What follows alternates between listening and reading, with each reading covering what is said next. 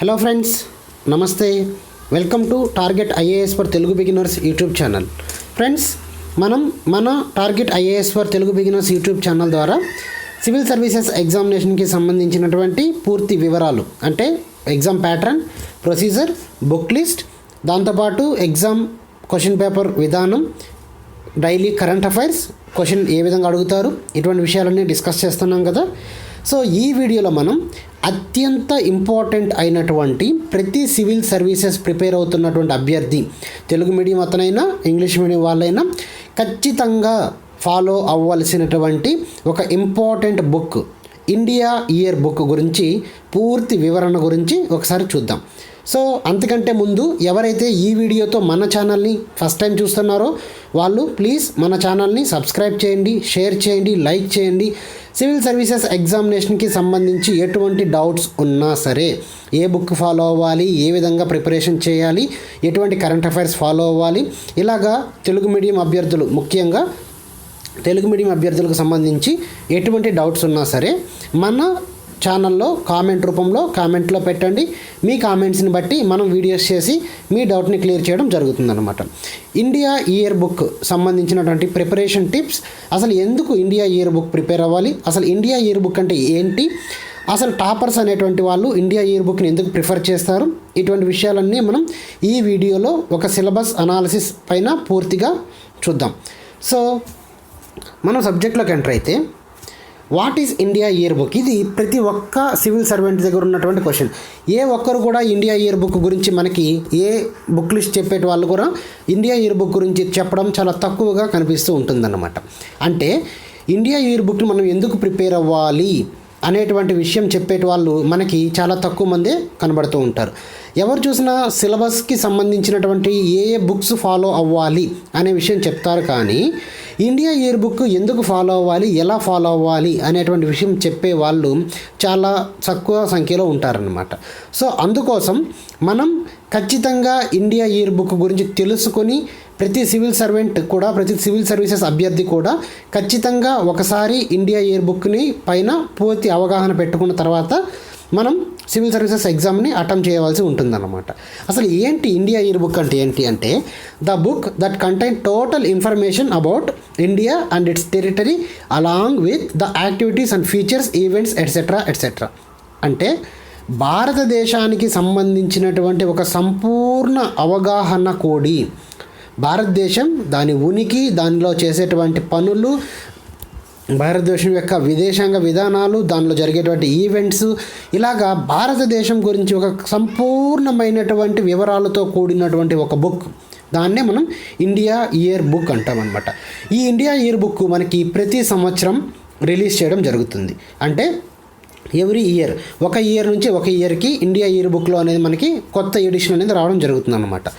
ఒక ఇయర్లో ఇండియాలో జరిగినటువంటి ప్రతి ఒక్క ఈవెంట్కి సంబంధించినటువంటి అంశాలు, ప్రతి ఒక్క డిపార్ట్మెంట్, ప్రతి ఒక్క మినిస్ట్రీ అండ్ ప్రతి ఒక్క చిన్న చిన్న ఆఫీసుల దగ్గర నుంచి మన మినిస్ట్రీస్ వరకు, చిన్న చిన్న పథకాల దగ్గర నుంచి పెద్ద పెద్ద పథకాల వరకు అన్ని రకాలైనటువంటి విషయాలపైన భారత ప్రభుత్వం పెట్టేటువంటి ఒక కంప్లీట్ బుక్ మనకి ఇండియా ఇయర్ బుక్ అనమాట.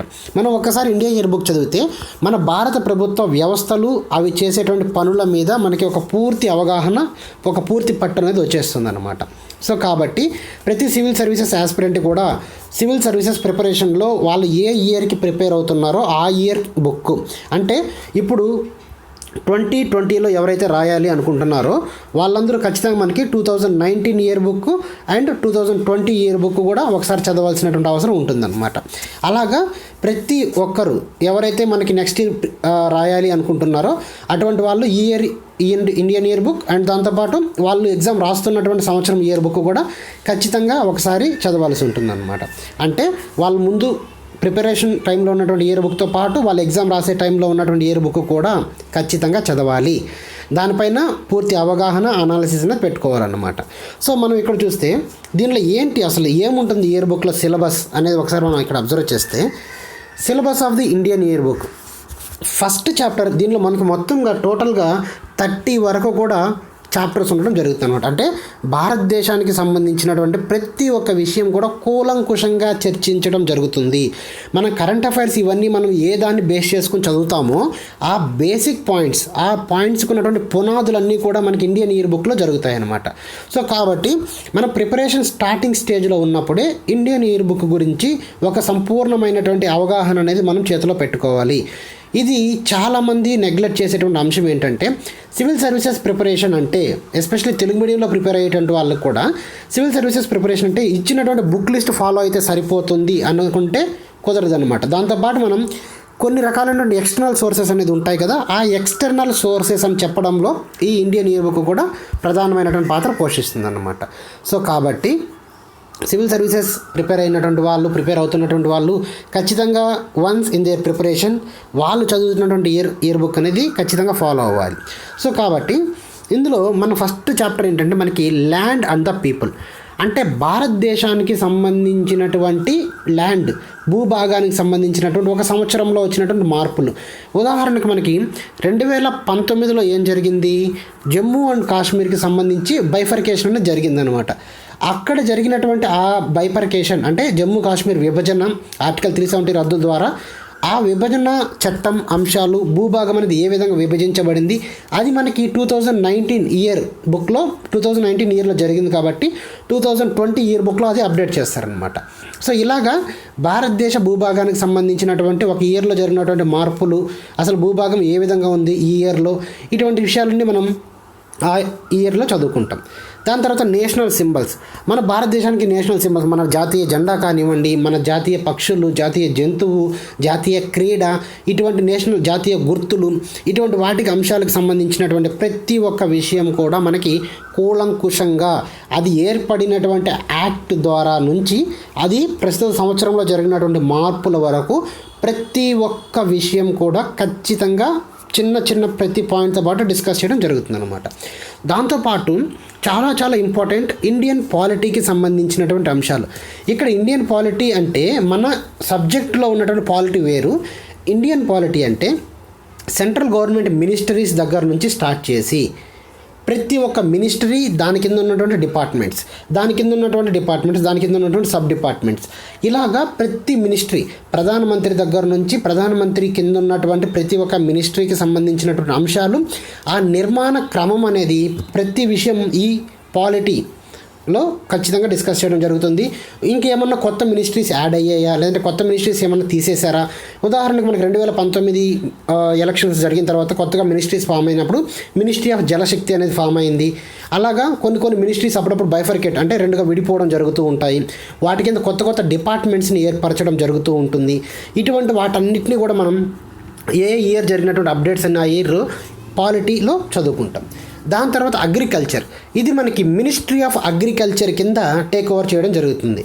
మినిస్ట్రీ ఆఫ్ అగ్రికల్చర్ ప్రకారం ఆ సంవత్సరంలో భారతదేశంలో పండినటువంటి అగ్రికల్చర్ వివరాలు, పంటల వివరాలు, ఏ పంటలు ఎంత పండాయి, వాటి గిట్టుబాటు ధరలు, పంట పండించినటువంటి ఎకరాలు ఎన్ని ఎకరాల్లో పండించారు, ఎంత విస్తీర్ణంలో పండించారు, వాటికి ఏ రకమైనటువంటి అగ్రికల్చర్ ఫెసిలిటీస్ అనేది గవర్నమెంట్ కల్పించింది, సబ్సిడీలు ఏ విధంగా ఉన్నాయి, ఇటువంటి ప్రతి విషయానికి సంబంధించినటువంటి కూలంకుష అంశాలన్నీ మనం అగ్రికల్చర్లో చదువుకుంటాము. ఫ్రెండ్స్, ఇక్కడ మనం ఒక విషయం గుర్తుపెట్టుకోవాల్సింది ఏంటంటే ఇండియన్ ఇయర్ బుక్ అనేది సబ్జెక్ట్ రిలేటెడ్ కాదు. దీంట్లో అన్ని రకాలైనటువంటి సబ్జెక్ట్స్ అనేది ఇంక్లూడ్ అవుతాయి అన్నమాట. ఇక్కడ మీకు ఒక డౌట్ వచ్చి ఉంటుంది, సార్ పాలిటీ అంటే ఒక బుక్ ఉంది, అగ్రికల్చర్ అంటే మళ్ళీ మనం దాన్ని జాగ్రఫీలోనూ లేదంటే ఎకానమీలో చదువుకుంటాం కదా అని. సో కాబట్టి అగ్రికల్చర్ అనేది మనకి ఏ సబ్జెక్ట్కి రిలేటెడ్ కాకుండా ఇండియాలో జరిగినటువంటి మొత్తం అగ్రికల్చర్ ప్రాసెస్ అనేది ఏ విధంగా ఉంది, ఈ ఇయర్లో 2019లో జరిగినటువంటి అగ్రికల్చర్ ప్రాసెస్, 2020లో జరిగినటువంటి అగ్రికల్చర్ ప్రాసెస్, ఇవన్నీ కూడా మనకి ఏదానికి అది సపరేట్గా ఇవ్వడం జరుగుతుందన్నమాట.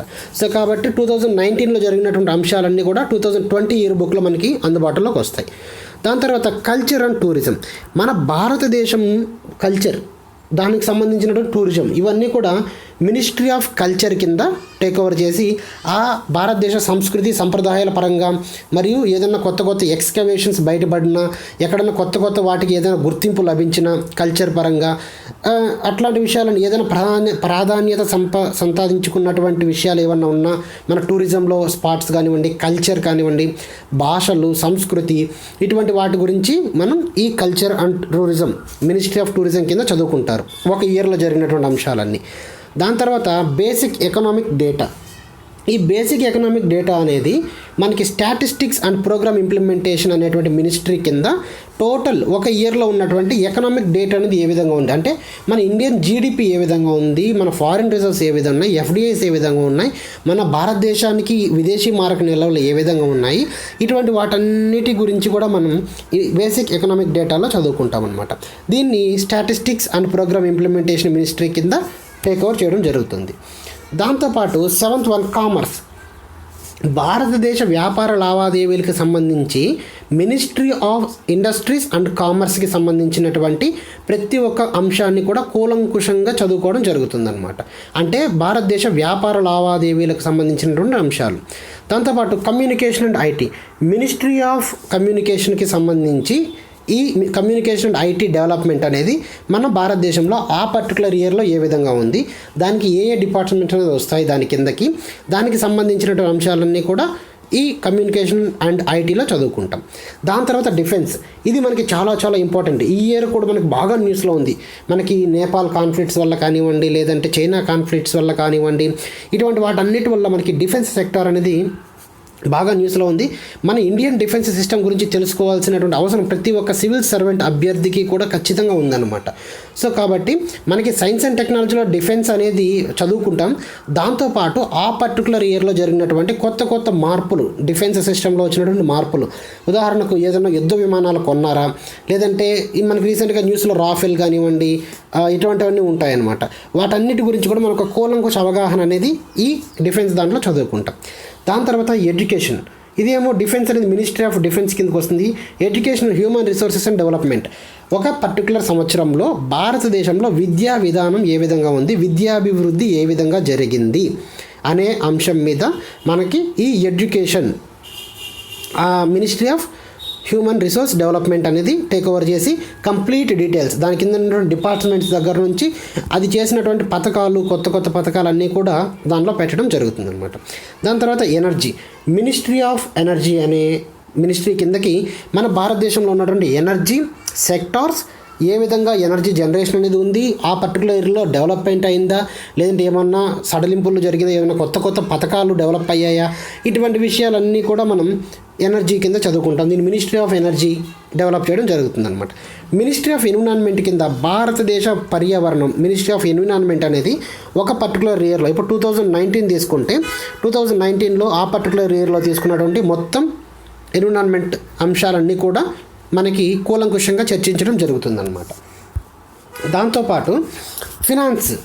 మన భారతదేశం యొక్క బేసిక్ ఆర్థిక వ్యవస్థనేమో స్టాటిస్టిక్స్ అండ్ ప్రోగ్రామ్ ఇంప్లిమెంటేషన్ కింద చదువుకుంటాం. ఆ పర్టికులర్ ఇయర్లో మన ఆర్థిక వ్యవస్థ అనేది ఏ విధంగా ఉంది అంటే లాభాల్లో ఉందా, నష్టాల్లో ఉందా, ఒక పథకాలు ఆర్థిక వ్యవస్థ ఎటువంటి పథకాలు ఉంది. ఉదాహరణకు మనకి ఈ లాక్డౌన్ సందర్భంగా గౌరవ ప్రధానమంత్రి గారు కొన్ని రకాలైనటువంటి ఉద్దీపనలు ఆర్థిక శాఖ మంత్రి గారు ప్రకటించారు. ఇటువంటివి అన్నీ ఆ పర్టికులర్ ఇయర్లో మనకి ఫినాన్స్ పరంగా జరిగినటువంటి మార్పులు అన్నమాట. అవన్నీ మనకి ఇక్కడ చదువుకోవడం జరుగుతుంది మినిస్ట్రీ ఆఫ్ ఫినాన్స్ కింద. దాని తర్వాత కార్పొరేట్ అఫైర్స్. ఇది మినిస్ట్రీ ఆఫ్ కార్పొరేట్ అఫైర్స్ భారతదేశంలోకి వచ్చేటువంటి వివిధ రకాలైనటువంటి కంపెనీలు, కార్పొరేట్లకు సంబంధించినటువంటి పర్మిషన్లు, ఇటువంటివన్నీ దాని కింద వచ్చేటువంటి డిపార్ట్మెంట్స్, ఇవన్నీ కూడా ఒక ఇయర్లో ఏ విధంగా అనేది క్లారిటీగా చదువుకుంటాం అనమాట. దాని తర్వాత food, civil supply and consumer affairs. అంటే మనకి ఫుడ్ డిస్ట్రిబ్యూషన్ కానివ్వండి, ఈ మధ్య మనకి లాక్డౌన్లో ఈ ఫుడ్ డిస్ట్రిబ్యూషన్ పైన చాలా విమర్శలు అనేది రావడం జరిగింది. అంటే ఫుడ్ డిస్ట్రిబ్యూషన్ సరిగా లేదు, ఈ కొన్ని పాలసీస్, 1 రేషన్ కార్డ్ 1 నేషన్ కానివ్వండి, ఎక్కడైనా మనం ఆధార్ నెంబర్తో మనం రేషన్ తీసుకోవచ్చు. ఇటువంటి అంశాలన్నీ మనకి కొత్తగా న్యూస్లో ఉండడం జరుగుతున్నాయి. ఇవన్నిటిని మనం food, civil supplies and consumer affairs కింద చదువుకుంటాం. Ministry of food and civil supplies, consumer affairs ministry కింద ఇవన్నీ కూడా రావడం జరుగుతుందన్నమాట. సో ఈ పర్టికులర్ ఇయర్లో వచ్చినటువంటి అంశాలన్నీ ఇందులో చదువుకుంటాం. దాని తర్వాత చాలా important wealth and family welfare. Health and family welfare కిందకి వచ్చినటువంటి ప్రతి ఒక్క అంశం అంటే ఆరోగ్య సంబంధిత మరియు కుటుంబ సంక్షేమ మినిస్ట్రీ కిందకి ఈ హెల్త్ అండ్ ఫ్యామిలీ వెల్ఫేర్ని తీసుకొచ్చి ఆ పర్టికులర్ ఇయర్లో జరిగినటువంటి మొత్తం డెవలప్మెంట్స్కి సంబంధించినటువంటి అంశాలన్నీ కూడా ఇవ్వడం జరుగుతుంది. పర్టికులర్గా ఈ 2020 ఇయర్కి ఈ కోవిడ్-19 వల్ల ఈ మినిస్ట్రీ అనేది మనకి చాలా ఇంపార్టెంట్ రోల్ అనేది మనకి లీడ్ రోల్ పోషిస్తూ ఉంది. కాబట్టి ప్రతి ఒక్క మినిస్ట్రీ లీడ్ రోల్ ఉంది, కానీ హెల్త్ మినిస్ట్రీ, హెల్త్కి సంబంధించిన అంశాలన్నీ బాగా న్యూస్లో ఉన్నాయి. కాబట్టి దానికి సంబంధించినటువంటి డిపార్ట్మెంట్స్, దానికి సంబంధించినటువంటి సంస్థలు, దానిలో ఉన్నటువంటి హెడ్ డిపార్ట్మెంట్స్, దాని యొక్క హెడ్స్, ఇవన్నీ కూడా మనం దీనిలో చదువుకోవాలన్నమాట. దాని తర్వాత మనకి హౌసింగ్ అండ్ అర్బన్ అఫైర్స్ అంటే పట్టణాభివృద్ధి శాఖకు సంబంధించినటువంటి ఈ అఫైర్స్ గురించి చదువుకుంటాం. అంటే పట్టణాల అభివృద్ధి, మౌలిక వసతుల కల్పన, దాంతోపాటు వచ్చేటువంటి ట్యాక్సెస్ కానివ్వండి, అంటే పట్టణాల అభివృద్ధికి సంబంధించినటువంటి అంశాలు ఇవన్నీ చదువుకుంటాం అనమాట. హౌసింగ్ అర్బన్ అఫైర్స్ మినిస్ట్రీ అని దాన్ని ఇవ్వడం జరుగుతుంది.